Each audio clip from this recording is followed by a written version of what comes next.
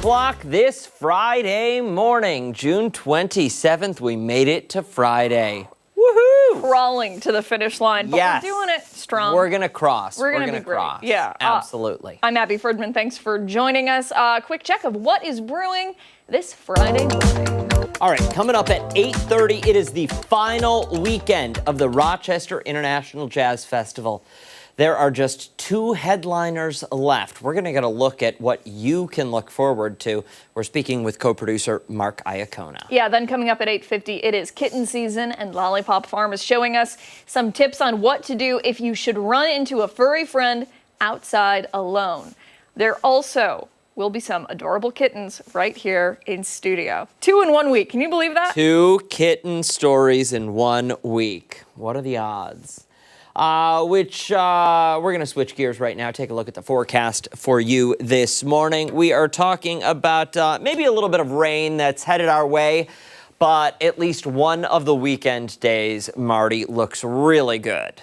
Yeah, and that's Sunday. Sunday looks to be the really nice day of the 2 weekend days. And even Saturday, not too bad. It may be a story where we see at least an initial shower on Saturday and then we dry out. But today, mostly in the near 80 range and lower 80s for highs. So we'll see numbers move along pretty well. Even the humidity level, that's going to pick up as we head forward throughout the day today as well. But overall, more summer-like day today than what we saw yesterday. Maybe not a lot of sunshine to go around, but I think we'll see maybe a couple breaks here and there, but very limited. About 82 for that high temperature today. Right around 80 tomorrow, and like I mentioned, early tomorrow could pick up a little stray shower, but I think as we go through the day, we dry out. Sunday looks to be dry pretty much straight through the day at about 84 then. Then we cross over into the very lower 90s, or at least close to 90 as we head into Monday. That'll be the peak for temperatures, and then temperatures pull back a little bit into the middle of next week, but still summer-like, just not oppressively hot with temperatures in the lower 80s to almost mid-80s for the middle of next week. So overall, still a lot of summer-like weather in store for us, and even the weekend overall, look at the big picture, looks pretty nice for us.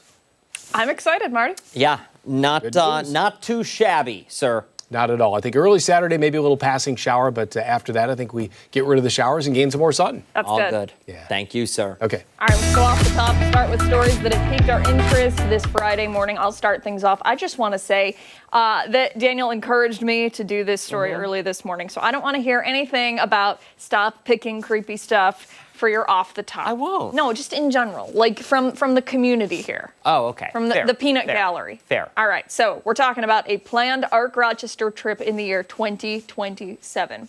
Yes, 2 years to plan this trip, so obviously it's going to be perfect. Pack your bag. We're off to the Windy City. Chicago isn't ready for us. My question to you, Daniel, is are you ready for Chicago? We're not going for the deep dish pizza. We're not going for a Bears game. No, we are going for the grand opening of Universal Horror Unleashed in Chicago. If you're unfamiliar with it, it is part of the Universal experience. It's like the resort in Orlando, but instead of Harry Potter World or the Marvel's Superhero Island, this park is strictly dedicated to the sinister, the terrifying, and the things that make the hair on the back of your neck stand up. Things that go bump in the night. Exactly, yes, but maybe amplify it a little more. So this first announcement about the new theme park started back in 2023 with construction beginning out for the Las Vegas location. But now Chi-Town will be the second location, and this will be the first in the Midwest. So what's it going to look like? Still kind of a mystery, but the idea of it is based loosely on the Halloween Horror Nights at Universal. This is a 3-night event. It's essentially referred to as a scare-a-thon, with haunted houses, creepy actors roaming about the grounds, and so-called scare zones. So, Universal Horror Unleashed is basically all of that turned up to 11 and all year round. The attractions for the Las Vegas park will go live in August, but we know there will be features with Universal Monsters, the Texas Chainsaw Massacre, Scarecrow the Reaping, and the Blumhouse's The Exorcist Believer. You might be wondering, is there really that much of a demand for this kind of thing? The answer is yes. Typically, the Universal Halloween Horror Nights see between 30 and 35,000 people every single night. Wow. It brings in about 1.5 million visitors to the state of Florida. As for Universal Horror Unleashed, the attraction destination is expected to create 400 jobs and $1 billion in economic impact. So, if you're preparing to make your vacation plans to go, it is not recommended for kids under the age of 13. There are several warnings on the website saying if your kid is under 13, they're not going to be allowed in. The park representatives say part of the draw is there isn't just one kind of horror at the park. It has a little bit of everything, starting all the way back to the very first monster movies, like the original Dracula, Creature from the Black Lagoon, and The Mummy. Now, if you're like, I want something scarier, they have clowns, they have asylums, they have chainsaws, they have it all. 4 of these haunted houses are yours to tour for $69 per person for a one-time access ticket, or $99 per person for unlimited access. Why are we waiting till 2027 to go to the Chicago one? Why aren't we going to the Las Vegas one this year? I was gonna write this and then I was like, maybe not. Sorry, my hair's stuck.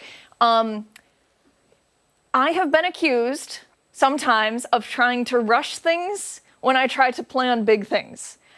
And so it's opening in August. I'm thinking to myself, we're not going to have enough time to take Arc Rochester on the road to go in 2 months. So that's why we're looking ahead to 2027. Nobody can say we didn't have adequate time to prepare. This is true. So that's why. That's fair. Yeah. Listen, the only way I'm going to a haunted house is if a video crew comes with me, because it's going to be a sight that no one will want to miss. Here's the thing, though. Like, they have videos of, like the test people to see how scary it is. It all just looks, it's your typical haunted house stuff. It's silly. Like, it's not like one of those haunted houses where they're actually torturing you. It's nothing like that. It's, sponsored by Spirit Halloween. I kicked a gentleman actor in the groin once. What? At a haunted house. Where? The Summit Park Mall in Niagara Falls, New York. Daniel. Niagara Falls, Ontario. I pulled a child's hair. Wait. How old were you? That one I was an adult. And at Martin's Fantasy Island, as a, I don't know, maybe 18-year-old, I was working there, and we went into the haunted house on break, and I couldn't get. I told them that I had to go. I had to clock back in, because my heart could not take it. Are you kidding me? So I stopped halfway through, and yeah, they escorted me out. I can't do it. I can't do it. Oh my gosh. Okay, You're much older now. I can't. Yes, and you see me walk around corners in the building and scream. This is true. I don't know what it is. I panic. I think we need a feature this year for Halloween of you doing this. Going through a haunted. Tell us what the scariest haunted house is in the Rochester region. We'll send Dan. And a camera. And then I'll be in therapy for the following 2 months. All right, let's move along. My story this morning, a story that might make you want to check your horoscope and buy a lottery ticket, because a retired businesswoman from Laurel, Maryland just won $50,000 thanks to her daily astrological vibes. So every morning she wakes up, stretches, freshens up, and consults her star chart. Just a little downward dog and destiny. Well, one day, her horoscope gave her the numbers 2, 5, 5, 6, 9. And for some reason, she felt compelled and felt the cosmic pull. So she went to the Sandy Springs Exxon, got to give credit where credit's due, and played those exact numbers in Maryland's Pick 5. And guess what? She hit it. $50,000. It's amazing. This is all recently, too. She says she plans to pay off some bills and save, but she says she's now manifesting $1 million win. And I know, you're sitting at home thinking to yourself, what? Now, before you roll your eyes like I normally do at this kind of thing, just imagine if today was your day. Think about it. Kind of makes you smile, right? Yeah. If today was your day to win, the prospect of that little unexpected windfall. So I did a little research for us, Abigail. Yeah. You were born July 25th. That makes you a Leo, a natural leader, a fire starter, a commander of destiny. Your Mega Millions numbers today are 32, 42, 53, 65, 66, and 8. And I mean, sure, you only have a 1 in 290 million chance of winning, but it's a chance, right? Yep. It's a chance. As for me, February 7th, Aquarius, a quiet storm, a visionary, the mysterious dude with a plan. My Powerball numbers are 8, 36, 40, 46, 67, 11. Why do you care? I'm saying I'm not buying a ticket, but I'm not saying I'm not buying a ticket either. And look, if you think horoscopes are bunk, you think they're nonsense, that's totally fine. But if a retired grandma can walk into a gas station and walk out with 50 grand, all because her horoscope told her to get a ticket, maybe, just maybe, it's time to listen to your gut, because not every gut feeling is that leftover Taco Bell. Sometimes it's your sign. Wow. Wow. First of all, amazing for her. I know. How phenomenal is that? What would you do? Okay, we often think about, like, what do you do if you win the Powerball? Oh, you win the 90 million, you know, that. What do you do when you win 50,000? Oh, gosh. Man, I have no idea. I really don't. You don't need the financial advisor. I already have one, and he's disappointed in us all the time. So, gosh, I probably, like, pay off a bunch of stuff. Okay. Like, put it towards the house, or, you know, pay off the student loans. Or, In-ground pool. well, you know, that's definitely, I was thinking about it, but I'm also like, you know. I mean, that's like half of your in-ground pool. Yeah, it's a lot of money. Yeah. What are you looking at over there? McLean's He wants over me there. to do the in-ground pool so we can use it. Yeah. Yeah, you get. Will I get the invite? Yeah, of course. As Yeah, long as you if you fix pay my for garden. half of it. The hydrangea looks great, though. Thank you very much. I saw it yesterday. He Thank walked you. by and checked out the hydrangeas, made sure that she wasn't killing And them. the paint was good, tell Jim. Thank The you. painting looks Yes. good as well. They painted the trim. Yeah, looks great. Looks great. It does. Look at you guys. Hey, stick around. Chris Lopez is taking a dive with the Ontario County Sheriff's Office Scuba team. He's showing us all they do. That's coming your way next. And don't forget, take us on the go wherever you are. We're streaming live right now on the 13 WHAM YouTube channel and foxrochester.com. Stick around. We're back after this.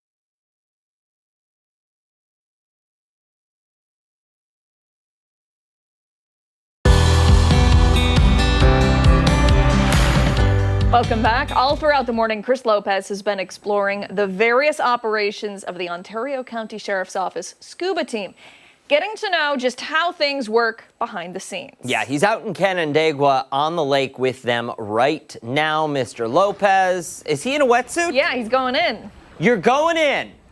I'm not in a wetsuit, I'm in a dry suit. A dry Okay, suit. we're talking differences between a wetsuit and a dry suit. In this segment, I'm here with Deputy Kolb, Deputy Maury this morning.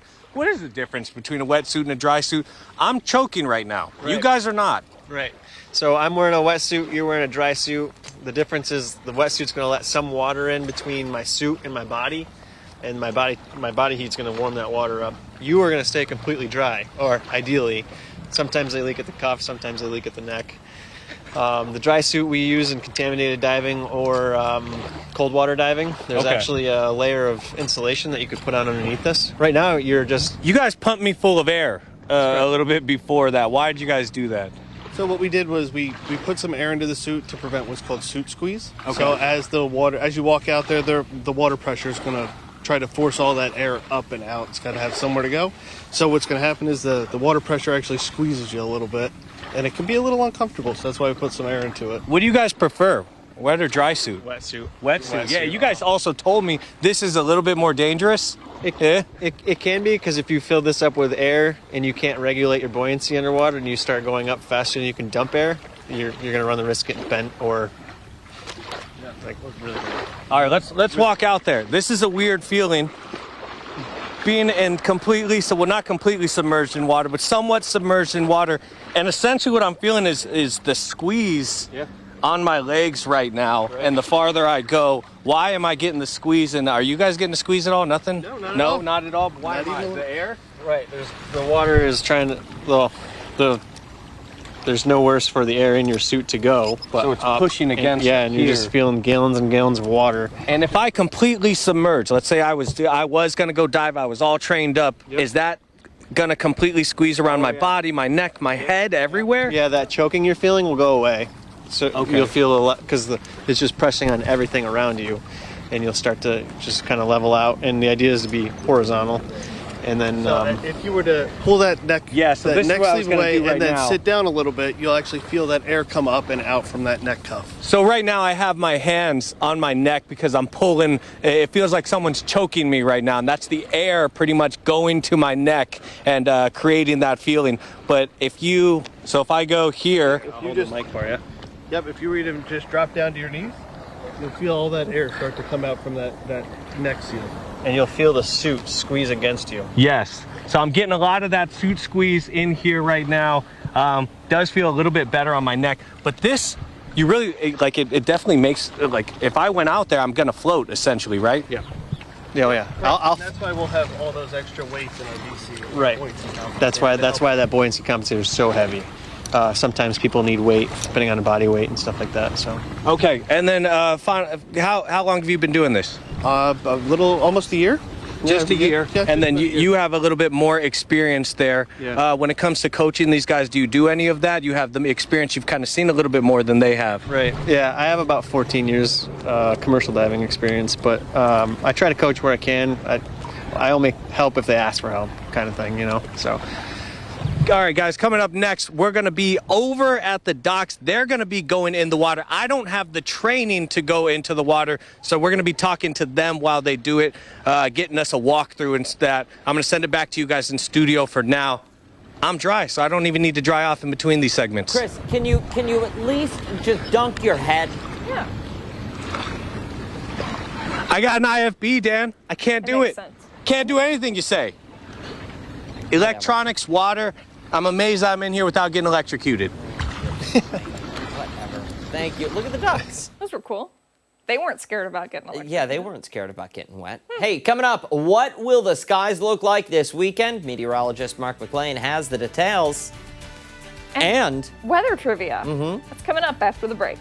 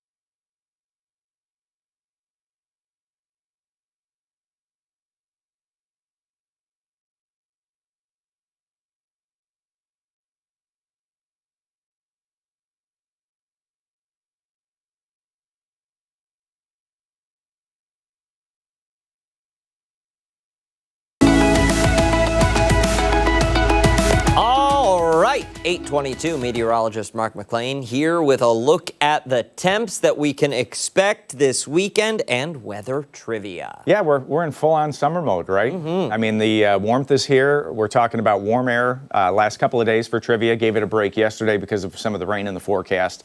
But we'll finish up with the 90-degree heat weather trivia for today. Do you know what the earliest date Rochester ever reached 90 degrees? How about that?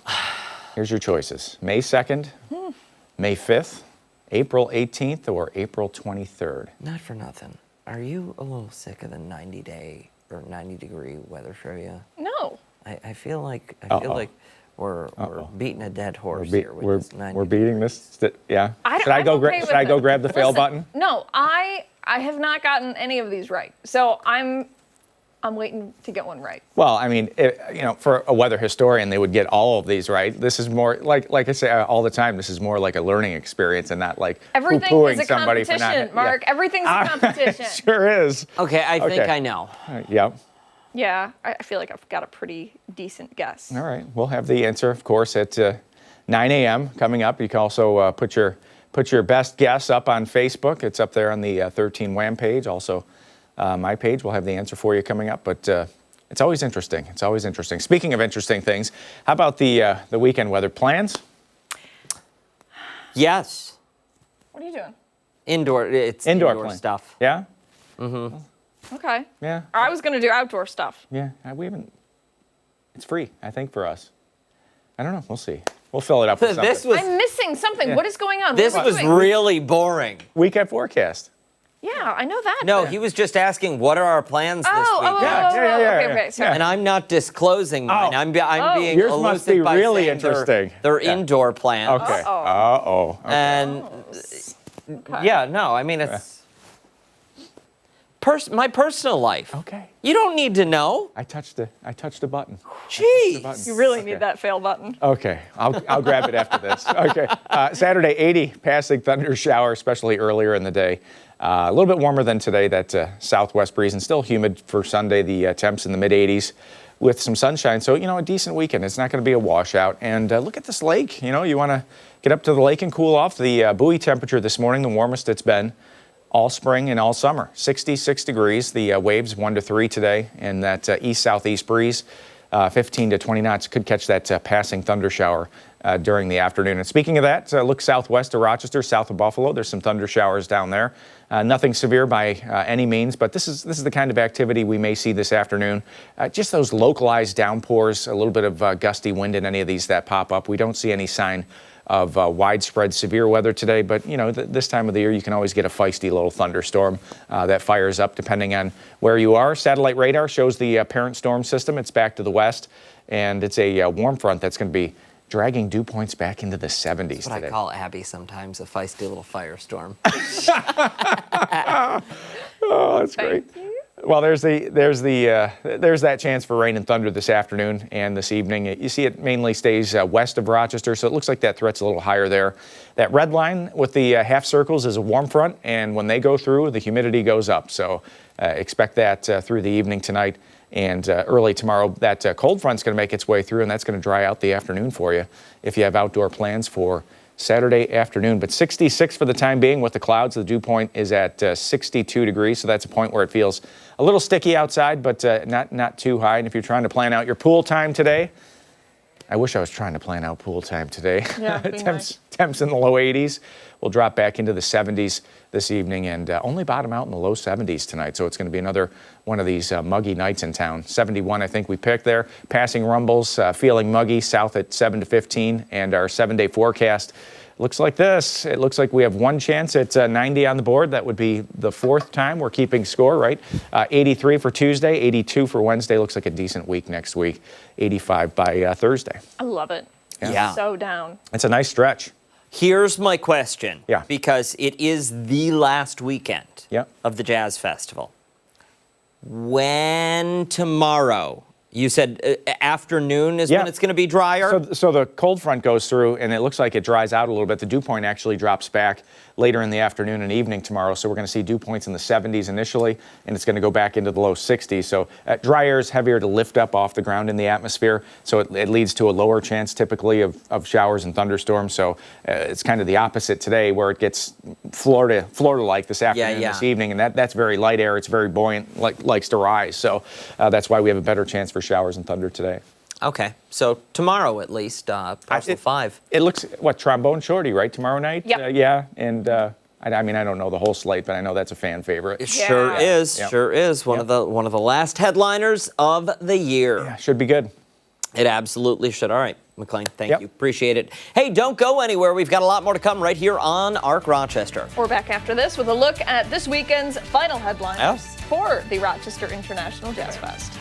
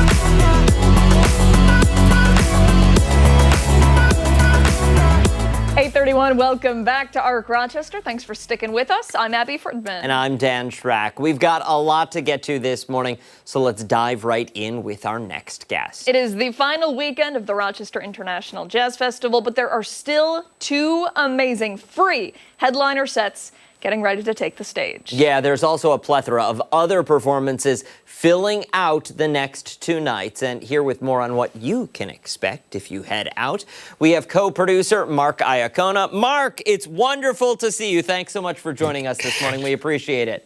Good morning. I'm just a little disappointed. I'm going to act like that uncle. You know, you could have at least fabricated and said, we're going to the jazz festival tonight. Dan, you didn't have to talk about anything personal, you know. So I'm going to actually do the Italian guilt on you the next time I see both of you. Okay? Gosh. All right. Well, you know, All right. I did say my plans were outdoors. I didn't say specifically what the plans were. I think I get a free pass, Mark. I don't know. Yes, you do. boy. You do. Dan, you don't. All right. Next year. You got me next year. You got me next year. Talk to to us, Mark, how has the past week or so been? We've actually been very fortunate and blessed that the rain has really held off during the hours of our jazz festival, and things have just come together. The vibe has been really, really nice. We have a great thing going on here in terms of expectations and people coming down. They really know where to go, especially the people in Monroe County. But we have many, many people this year that are coming in from out of town, as well as the musicians that are sticking around. The most exciting thing for me this year is I've noticed some of the people that we've booked, we've gotten to know, they actually have so many friends that are playing this festival and they go different directions. They're using during the day to hang out, going to the jam session to catch up with each other. And then if their sets are not being played. Like I'm here at the Inn on Broadway right now. We have Sean Mason, a fantastic musician that's going to be playing this evening 2 sets. They actually go see their colleagues play. So that's kind of the coolest thing for me this year.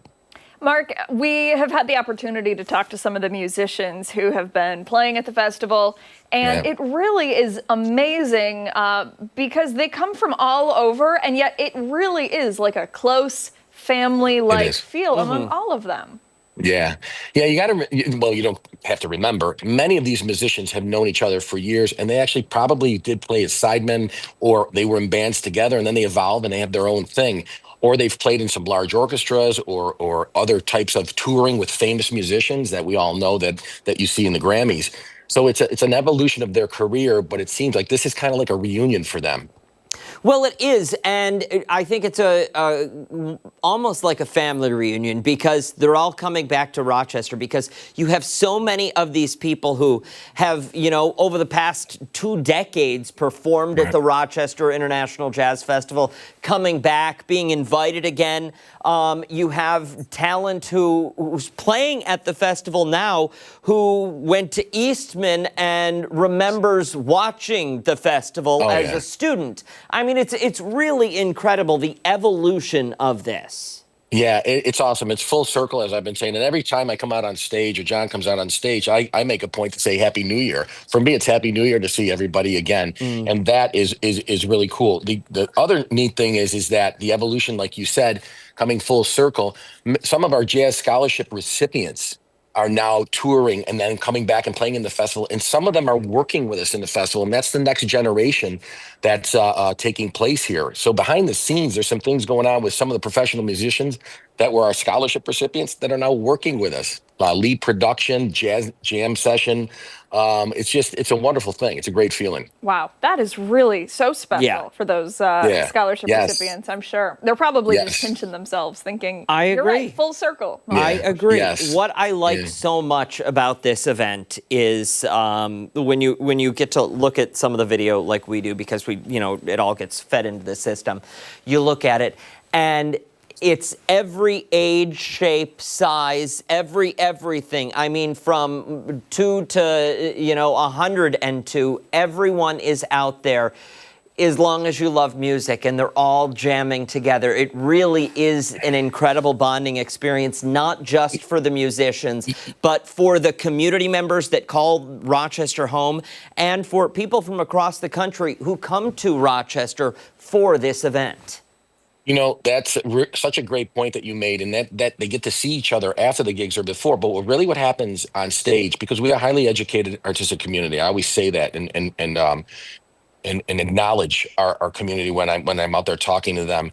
There's a dialogue that's going on in the music when they're playing. So in their improvisation, that's really a dialogue that's going on when they're trading 4s, trading 8s. They're taking solos. They're actually having a dialogue with each other. That's the cool part that's going on. That's a different level that you get to experience as you get into the music. So looking ahead now to the final 2 nights. Last night, Los Lonely Boys, correct? Yeah. And then Lettuce tonight and Trombone Shorty tomorrow. Did I get all that? Yes. Yes, you did. And that's on the main stage at Parcel 5. And there's a 7 o'clock show that opens up for them. They're fantastic musicians themselves. And then the Club Pass series, again, 2 more nights of great, great music, 2 sets in each venue. The beautiful venue here, the Ledestri family, that they're hosting it for us here at the Inn on Broadway. It's been a hit. We got a lot of great comments from that. And then all the other venues that are just jam-packed. And there's restaurants in some of them. So you just got to come down and feel it. You don't have to have a Club Pass. You can pay at the door. And that's what we like. We bring people down to hear the free music. And then if they wander into some of these venues, they might invest in the club pass because it's a ridiculous value. It's still less than $15 a show. Go to any major metropolitan and see just one artist. And you know what that is to cost to get to New York, Sure. LA, San Francisco, wherever in Chicago. It's going to cost you a lot more than $14, especially if you have to travel there. Mark, we're running low on time here, but I want to know, as I'm sure you guys are already thinking ahead to next year and the year after. Yeah. Can you reveal any of the plans? When are we extending the festival by a couple of days? So I made a mistake by getting on stage last night and said, how about we go to 3 weeks with this thing? And I'm probably sure my wife will change the locks on the front door if I do something like that. But there's going to be some surprises. We're working on some things. Bigger and better is awesome. But when you go bigger, you have to concentrate a little bit more on some financial aspects of the festival. And we want to do things. We're not perfect, but we want to be the best at what we do, or at least, world class in what we're doing. And that only happens with a great team and great sponsors and great community. So there'll be some surprises. But again, if the foundation is there, you never mess with a foundation. You can always remodel the rooms, but you don't want to mess with a great foundation. That's true. Very good point. Mark Iacona, thank you so much. We really appreciate you. your time, and best of luck with the final 2 nights. And thank you. And we really appreciate you guys at 13 Wham. We love you very much. We love you guys too, and we'll see you on Jazz Street. See you on Jazz Street. Time right now, 8:38. When we come back, we'll check in again with Chris Lopez taking the plunge with the Ontario County Sheriff's Office Scuba team. We're back after this.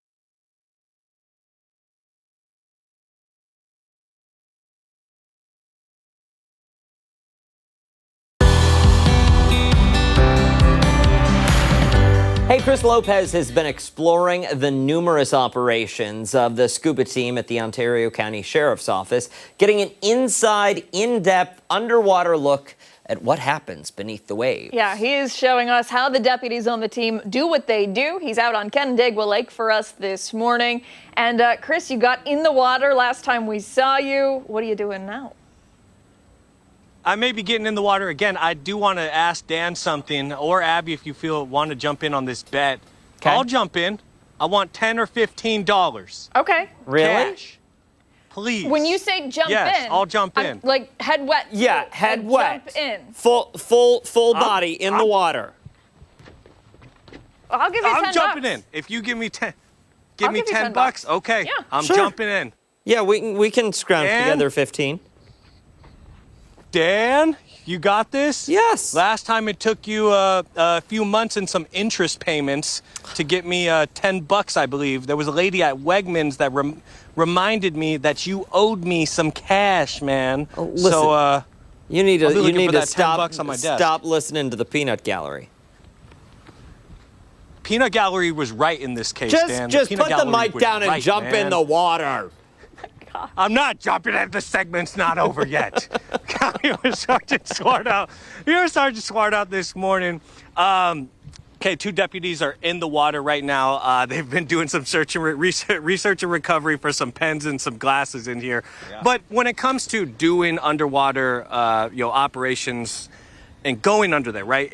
This is not a great day to do diving. It doesn't look like it. It looks like it's really murky underneath there. How do you overcome something like that, or is it just, time under tension, really? Yeah, I mean the amount of training and the amount of dive time comes into play, especially when visibility is poor. Just making sure that the divers feel comfortable. We do have flashlights if it is dark enough that we can use flashlights to help us navigate under the water. And this area of Canandaigua Lake is usually generally pretty clear, so they can see the visibility is pretty good here. And I think it was Deputy Kolb was saying you guys roughly go about 7, when you guys are training or you guys are out on operations, it's about 70 feet on average in terms of depth. How does that change the game for you guys, 5 feet to 70 feet? What goes on at that level? Well, you definitely have to make sure you're doing it safely. Keep an eye on your air supply. How much is remaining in your air, and then if you, how quickly you come up, also kind of is a safety concern because you might have to do a safety stop. But generally speaking, I mean, Canandaigua Lake is usually pretty clear as far as visibility goes. Our hard limit is 100 foot. That's the most we allow our divers to go is 100 foot. And again, I would agree that probably 60 to 70 foot is usually the average that we kind of hang out at and look around for whatever we're looking for. And how often are you guys participating in search and rescue missions? You guys oversee quite a bit of a lot of body of water, Canandaigua Lake, Seneca, Honeoye as well. Yeah, and Candice, Hemlock. I would say average is probably once a year that we have where we're doing a search and recovery mission. Sometimes a little bit more if we're looking for some evidence. And we do a lot of mutual aid for surrounding counties and agencies as well if they have an incident, just because they're limited with how many divers they have. So we do a lot of mutual aid for other agencies. And how often, so you guys do this in the summertime, but then you have winter operations as well. Yes. Yeah, cold water dives. That's actually one of our policy. In our policy, we have to do 1 cold water dive a year. And that can change. It's not always like ice. It could just be cold. But we do ice dives as well, cut holes in the ice and put guys under the ice. Okay, and thankfully this water is relatively warm. I'm going to get in right now. Help me out a little bit. Tuck this earpiece in. We got to pay some bills after I jump into the water, and I'm out of here.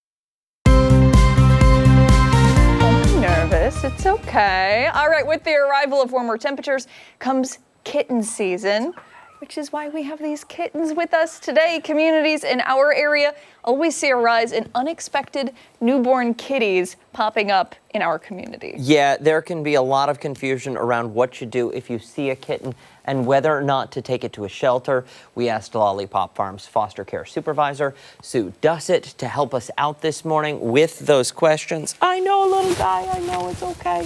Sue, thank you for being here today. You're welcome. And thank you for bringing along these sweet little angels. Who did you My bring pleasure. with you? His name was Stripey. I haven't changed it yet. Oh, Stripey. And that one over there is Halo. Halo. Oh my goodness. gosh. Okay, so they're perfect and amazing. Where did you, how did you acquire them?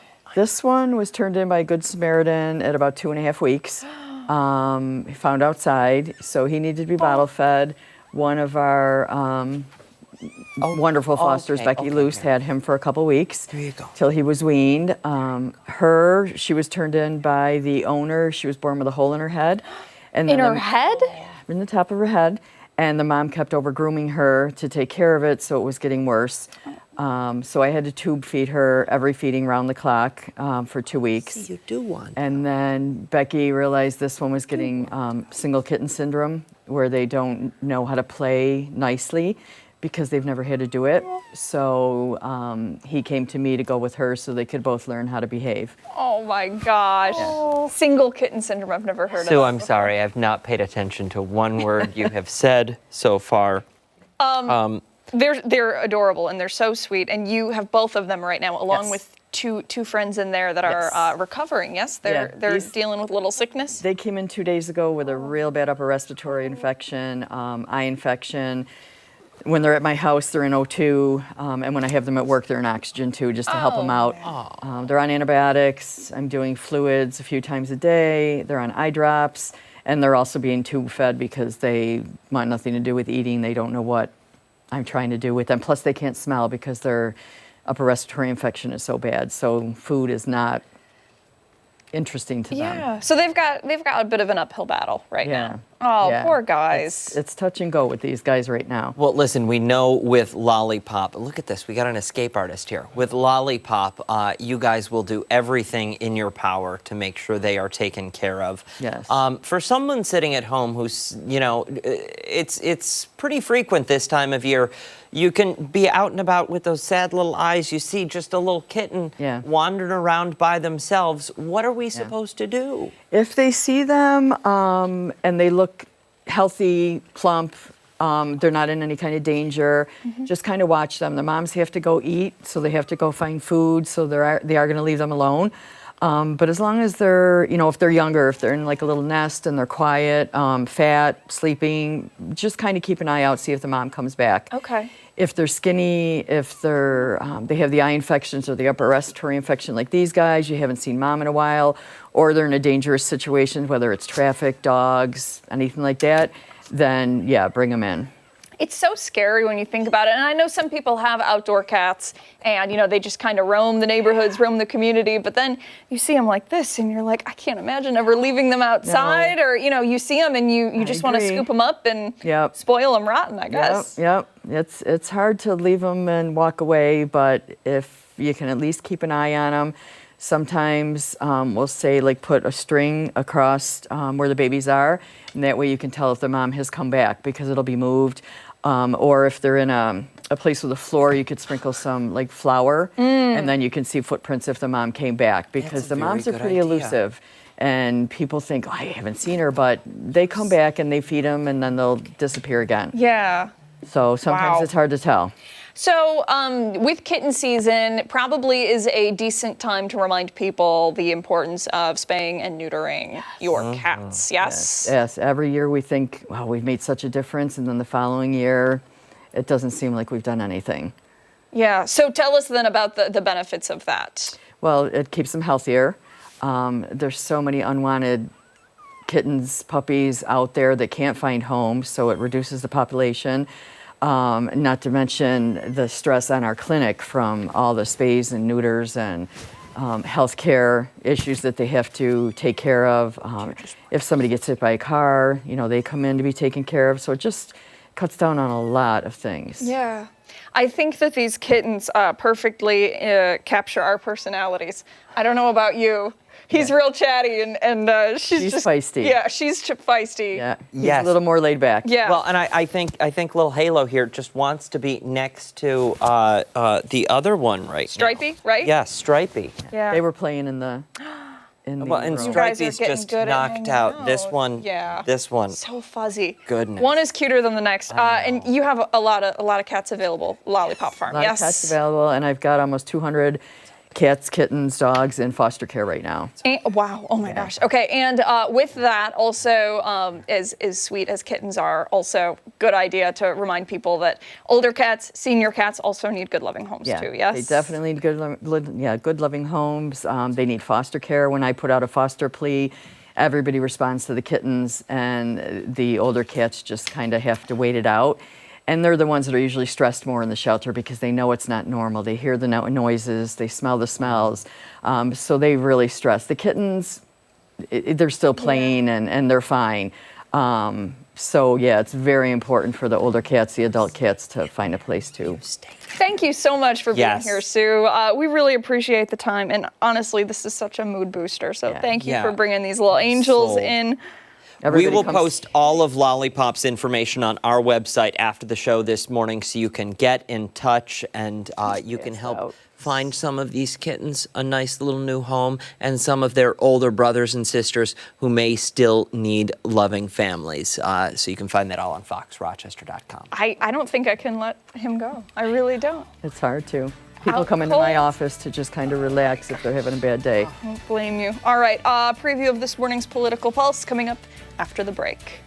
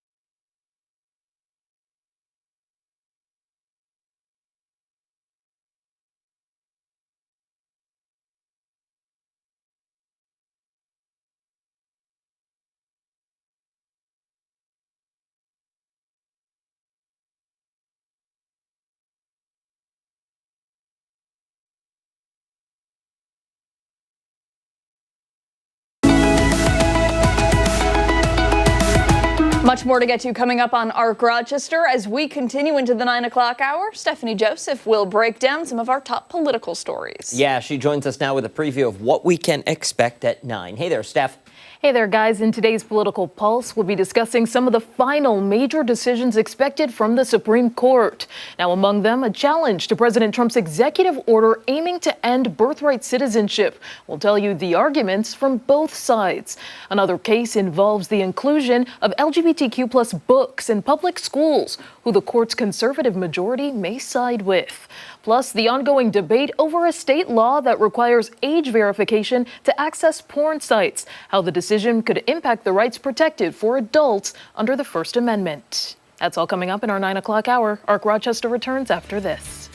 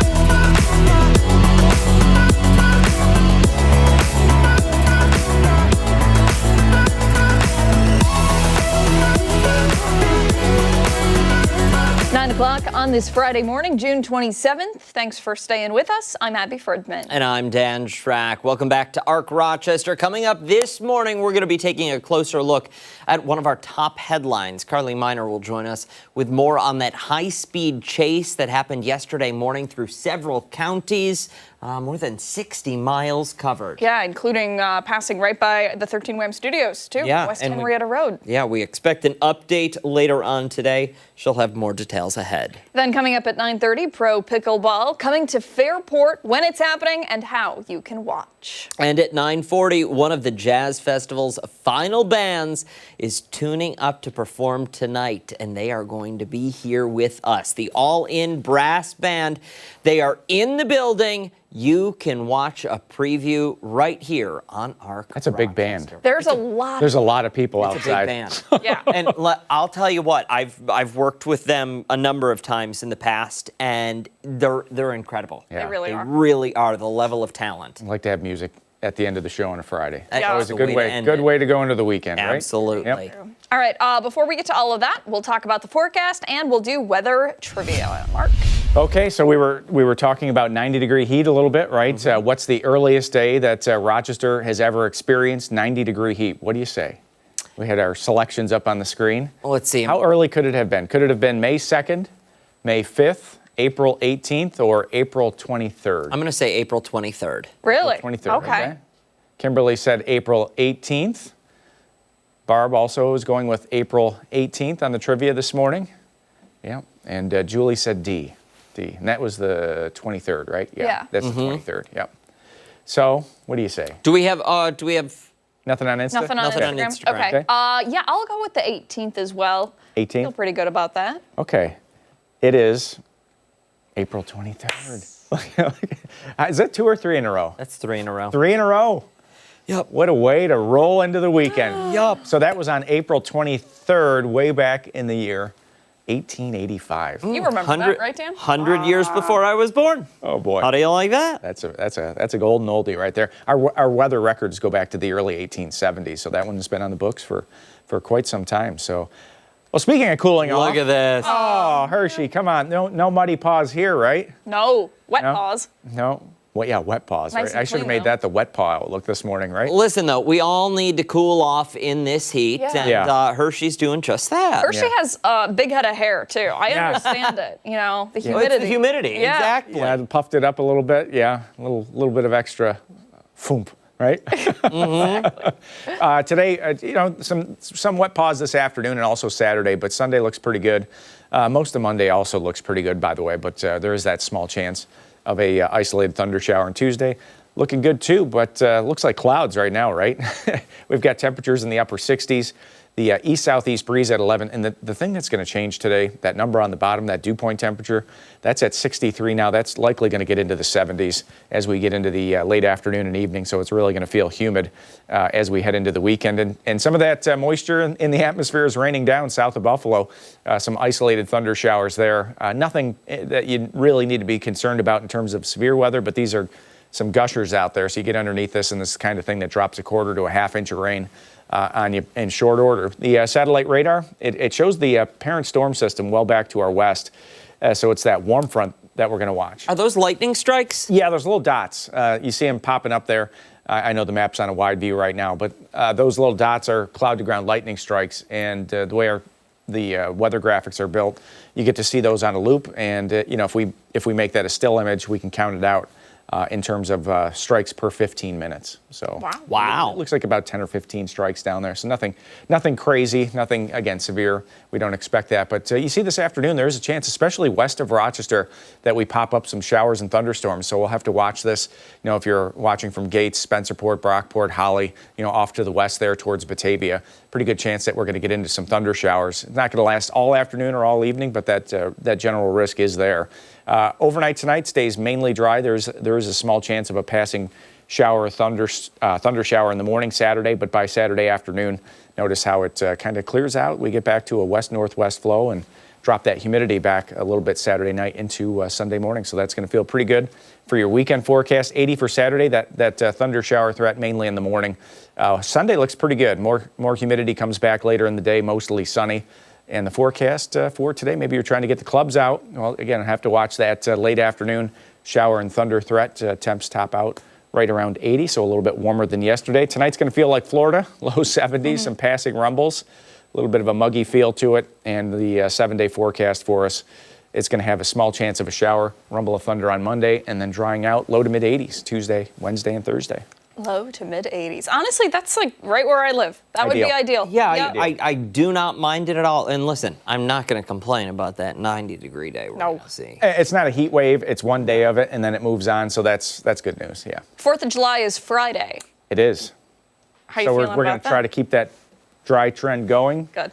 We'll have to see. All It's a little right. early yet for preset forecast. I think it'll be near normal for temperature, though. This will be the first time in quite a while that I will be able to see fireworks on the 4th of July. It's Friday night, right? Yeah, Friday night. Yeah. So like I'm really keeping my Awesome. fingers crossed for it because it's one of my favorite things. Yeah, it's Mark, cool. you and I worked one eventful 4th of July here. I don't know if you remember what happened during that show. Did we do? No, it wasn't. It wasn't what we did.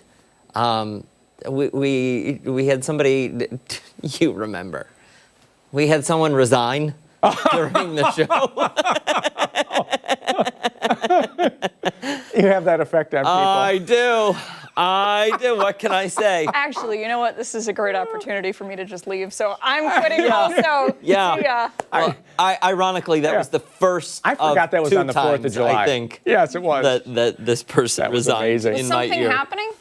Were Yes. you just angry? I think happening? it ended during the commercial break as put up the color. That was that day? No.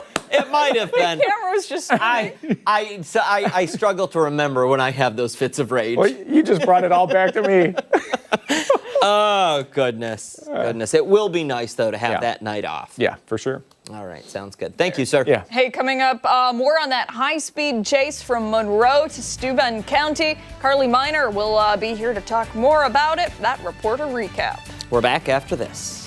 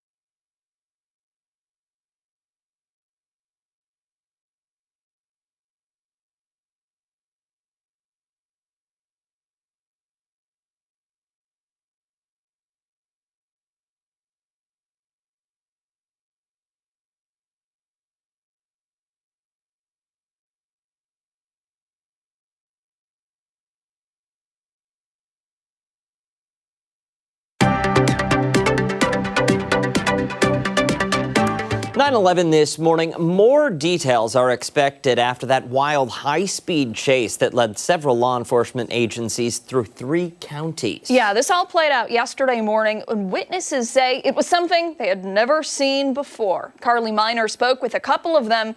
Take a listen.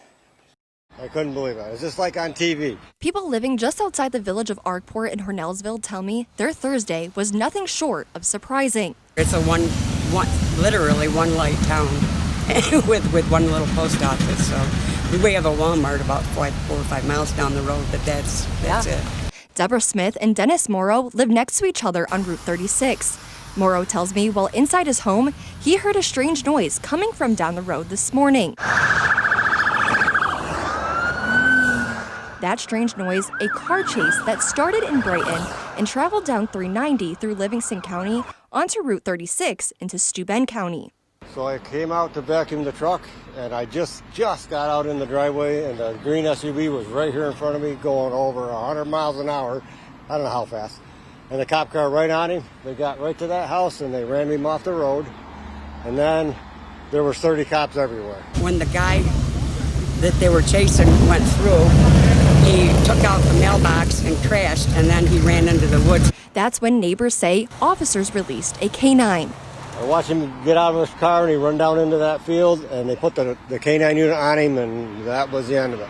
An unidentified man was taken into custody and put into an ambulance. Livingston County Sheriff Tom Doherty tells me no injuries were reported as a result of the car chase or crash, except for the suspect, who was treated for a dog bite. So 14 years my wife and I have been here and never seen a police chase like that at all.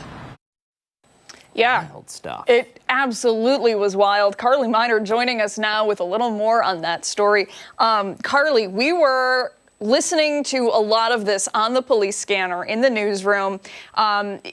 Tell us what it was like for you going and covering this and watching all of this unfold. Yeah, I was actually on my way down to Steuben County with a photographer.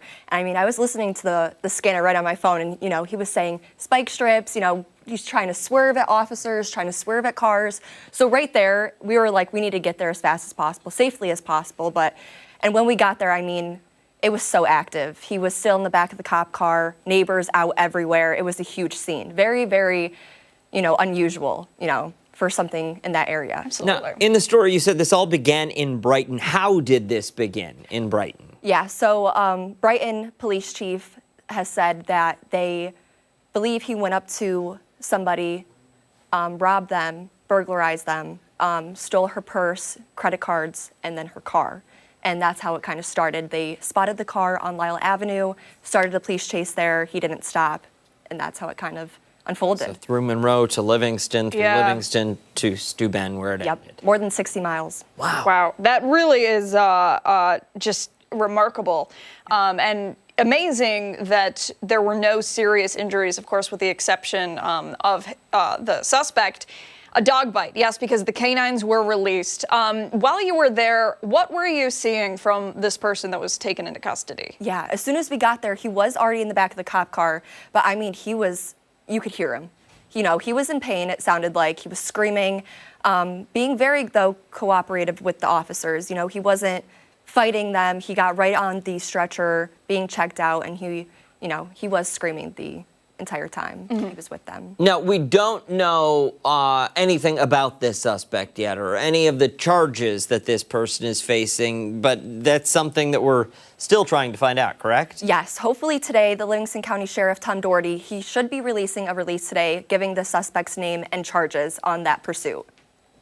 All right. Yeah. We'll be really interested as we continue to follow this. I know you've had the opportunity to speak to several members of law enforcement. Have they said anything to you like, this is one of the craziest things we've had to do police chase-wise? Because we've heard from the witnesses who say, this never happens here. Yeah, unfortunately, I think, a lot of times chases do happen in the city, especially nowadays. Down there, though, it was a little different. Like the woman said, there's only one light in the town. There's a Walmart 4 or 5 miles down the road. So they haven't, seen this type of activity before. But yeah, I haven't really heard much from police, unfortunately. I think they're still trying to figure everything out. It just happened, especially with so many jurisdictions being involved. I'm hoping something, gets put out, though, today to give everybody an update. And just one side element to this story. Yesterday, we premiered the garden outside of the studio. And this was playing out at that exact time. Mark is out there with meteorologist Marty Snyder, and they're talking about this stuff being planted.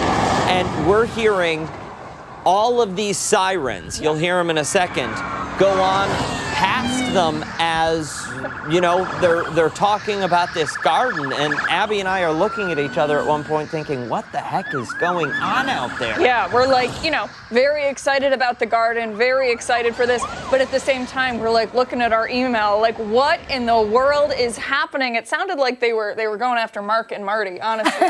It really did. Cops were It coming did. for him there. They're probably scared. Yeah, well, you know, honestly, we talked with Mark, and Yeah. he said he was so focused on the segment, he didn't even notice. That's Yeah. what the photographer said. Yeah. He didn't even hear him.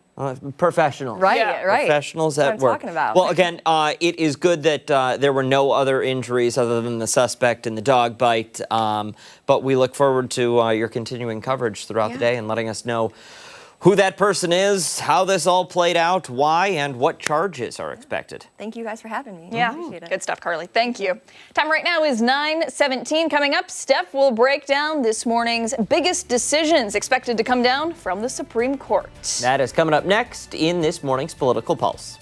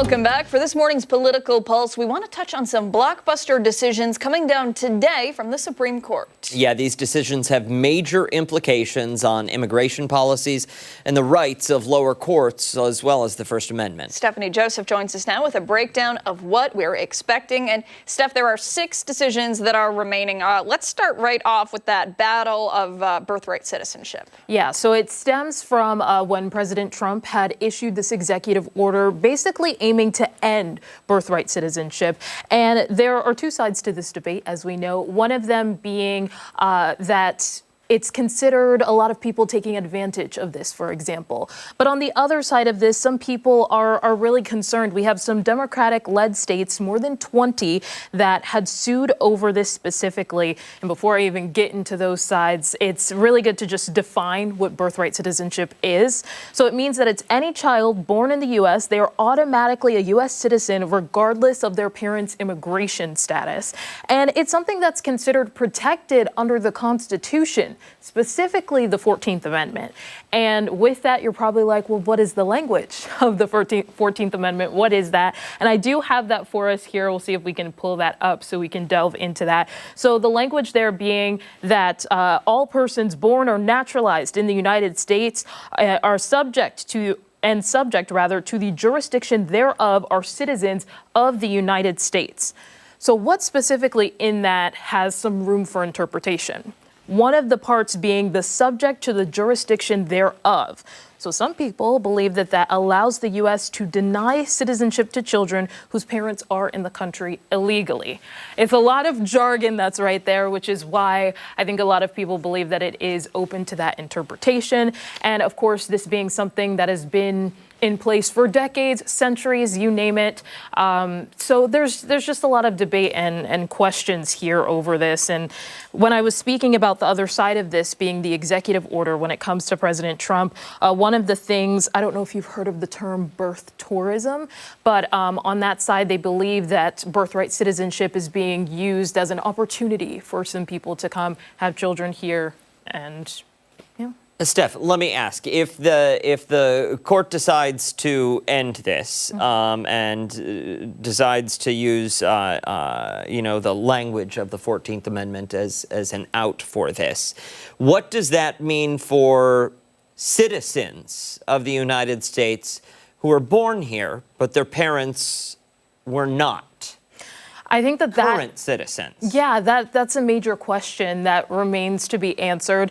It kind of goes back to the language of the executive order, but also just thinking about if this is retroactive or not. Yeah. The way that I had interpreted it upon first hearing about this was that it would not be, but again, that remains to be seen. So at 10 a.m., hopefully we'll have some clarity on that exactly. And I know that we don't have a crystal ball here. We can't look into the future. And, we're really only a little over half an hour away from finding out here. But is there any indication on how the Supreme Court may rule on this? So the conservative majority, and even those that aren't a part of the conservative majority, it seems like they may uphold the language of the Constitution, but specifically the part talking about where anyone born in the U.S. on U.S. soil is considered a citizen.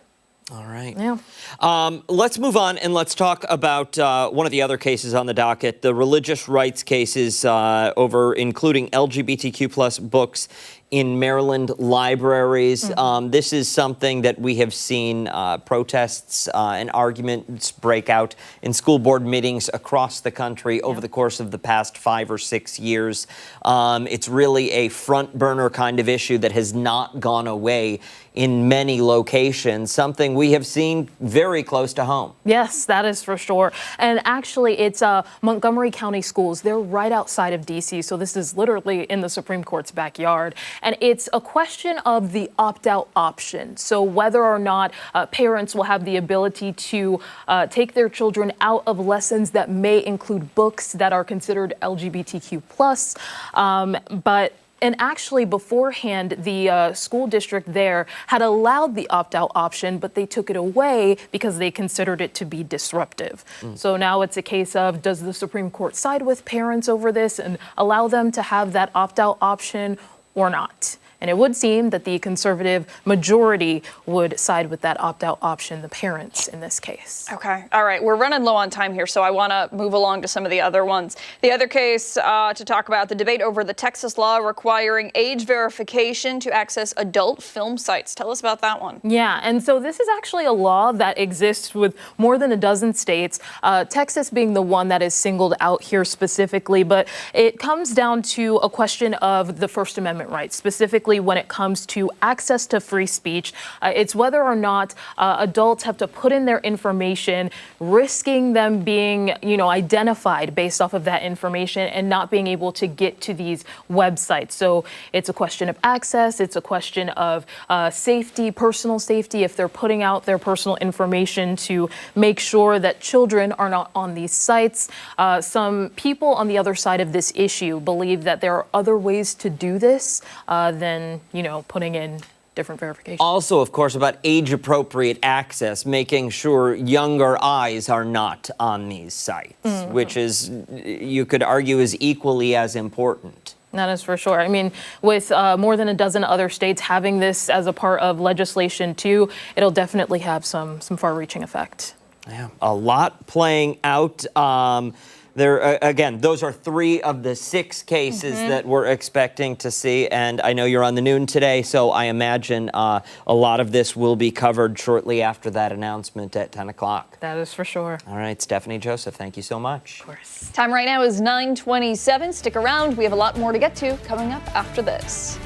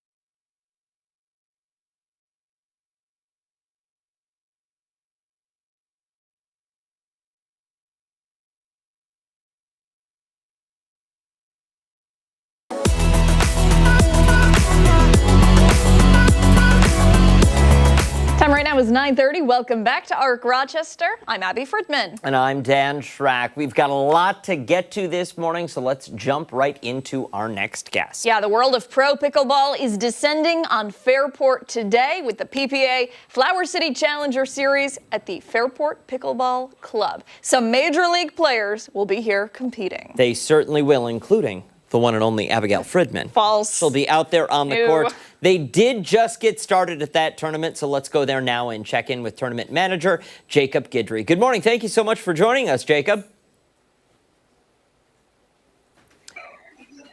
Jacob, can you hear us?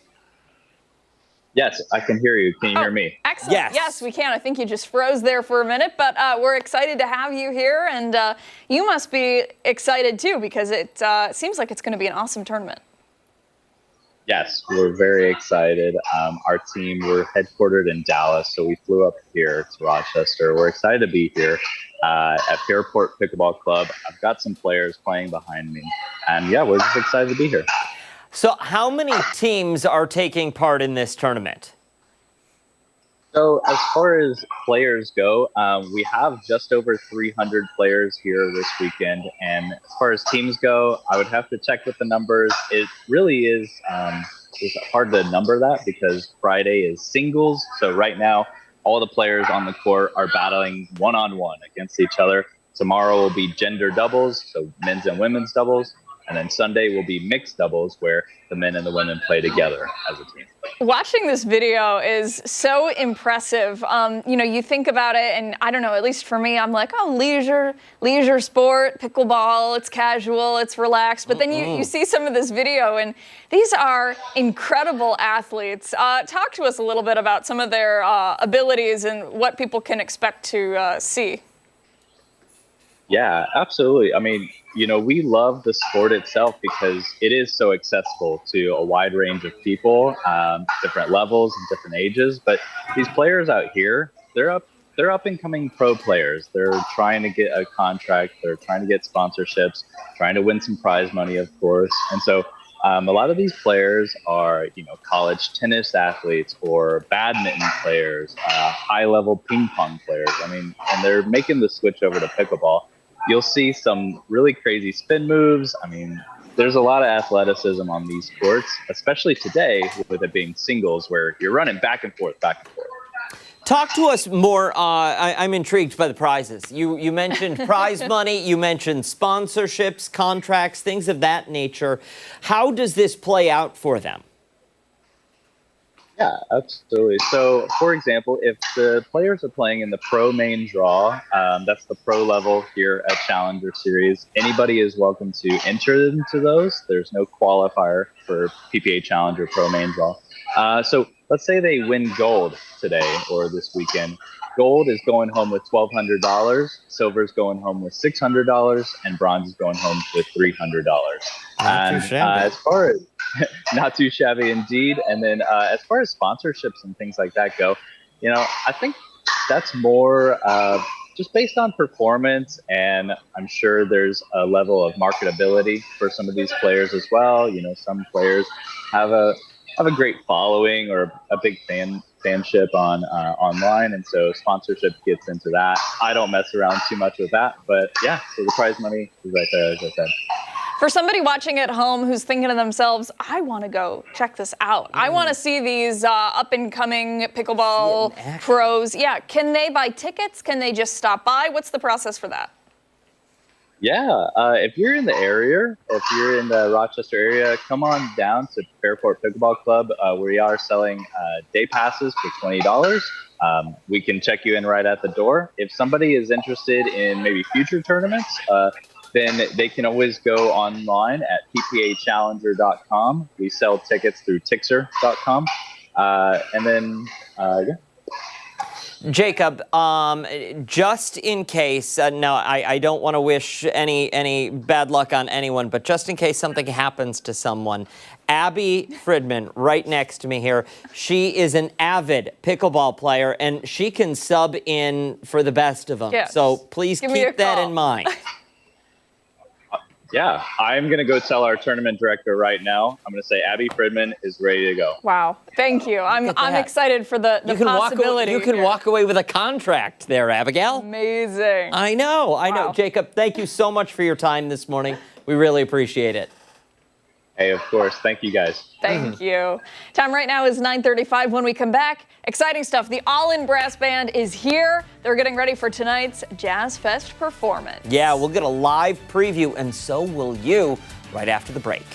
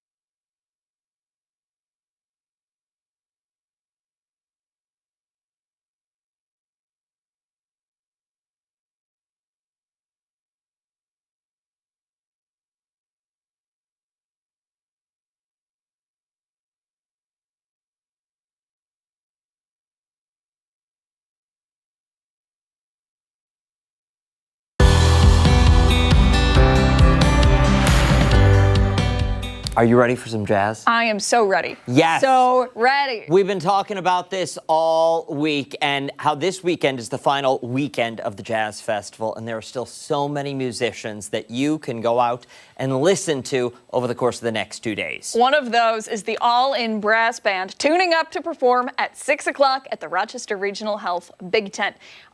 They're here with us right now to talk all about it. And it's literally everybody, I think. Yes. It's by far the largest group we have ever had here in the 13 Wham/Arc Rochester studio. I don't know where to look anymore there we go. We are. This is this you're everybody? seeing some of them, but we don't have a camera wide enough to get them all. But who are we joined by? Warren. Colter. Tom Allen. Tom Allen. We know you very well, yes. Tom. So thank you for being here. You are kind of the mastermind behind all this. Yes. Talk to us about the All-In Brass Band. For someone who's sitting at home, they may have seen them perform before or heard them somewhere. How did the All-In Brass Band get its start, and what's the goal? Well, we're a youth-focused music ensemble that emphasizes music education, entertainment, and community impact. We play all around town, and kids learn about events. Some of you may have seen us at fundraisers or walks or 5Ks, doing things like that. We only play fun music. We emulate and respect like Trombone Shorty and that kind of stuff, but we sound like the All-In Brass Band. I love that. And for the two of you, because you've got the microphones on, I want to know what it is that you like so much about playing with the All-In Brass Band. I like the songs are fun. Yeah? Songs are fun? It's better here because if you're at school, it's mostly just like classical, easy stuff. This is more of like a educational challenge. All right. There's a lot of mentorship, though, that happens within this organization. Yeah. You guys learn from one another, and you learn from some older, more seasoned musicians, correct? Yes, and not to scare you, but this is less than half of the people we're going to have tonight at the Jazz Fest. I don't know if we're allowed to have this many people. We have 44 players tonight, and when we started, we had 6, so since 2016. So tonight's going to be our biggest, most magical moment of our history. That's incredible. Wow, that is. And what is that like for you as you lead this? Nerve-wracking, because you got to hold it all together. But as you mentioned, mentorship we have, and then these are young people. There's a couple of us older guys, and that's it today. But in each of the sections, we have pro players and teachers and a lot of multi-generational families in the sections. So for here, this is a great thing for the young kids to get a chance to be on TV and throw it down. And but tonight you'll see everybody. But these are the best. These are the best guys, right? These are all the best guys. Yeah. I believe it. What is it like for the two of you to learn from, some of the older musicians, and then I imagine some have left and gone on and started careers in music, and to see that, what's that like for you two? It's a good learning. It's learning experience. Yeah. Good learning. Yeah. Very good. I feel like it could, it's good because it could bring other insights on how this one wants to play, and then they go on, and then new people come on. Sure. It's good to have role models, right? Yeah. Yeah, something to aspire to. Very good. So we're going to get a performance from you coming up in a little bit. But for somebody who's unfamiliar, explain the style of music that you play. We've heard fun. Yeah. We've heard fun music, not classical, but fun. So what does that mean? Well, starting with Trombone Shorty, Rebirth Brass Band, Lucky Chops, Too Many Zoos. That's what these kids are inspired by. But I played in the band that went to New Orleans all the time, and the players down in New Orleans say, stop trying to sound like us, sound like you. So we try to sound like the All-In Brass Band. A lot of the tunes that we play, the kids picked. And we turn the arrangements upside down, and then they play like them. Now, do you all have your own individual style as well? On top of the group style, does everybody have their own little, magic that they like to add? Yeah? Yeah. Yeah. You don't have to stay quiet. A resounding yes. Yeah, from all everyone. right, we get it. All right, so we're going to hear you play in just a little bit. What are you going to be playing for us? We're going to play a tune by the Rebirth Brass Band called You Move, You Lose. And we're going to feature the tuba solo by 12-year-old Carlin. And she is from Honey Falls Lima School. And it's going to sound like us today, right now, and that's jazz. And Tom, for somebody sitting at home who says, okay, I love it already, I'm sold, when can they see you guys at the Jazz Festival? We are 6 o'clock tonight at the Big Tent, Main and Gibbs Big Tent. It's inside. Those of you worried about the weather forecast, be aware it is inside. It's going to be awesome. It's going to be a party, and I'm really, really looking forward to this. Terrific. All right, thank you. Stick around. We're going to be hearing from the All In Brass Band when we come back. We're back on the other side of the break.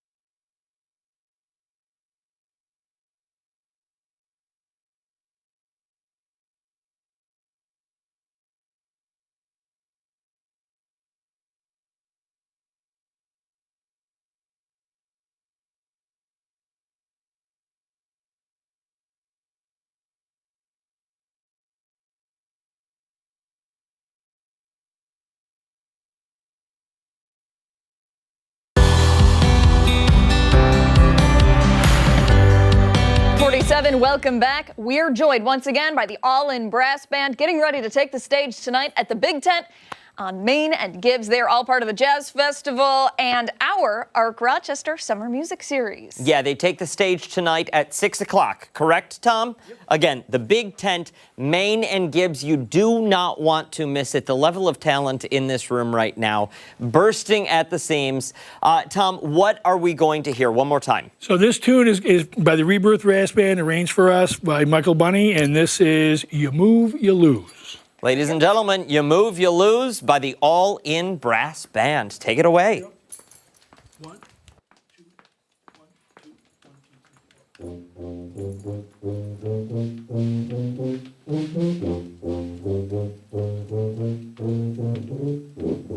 3.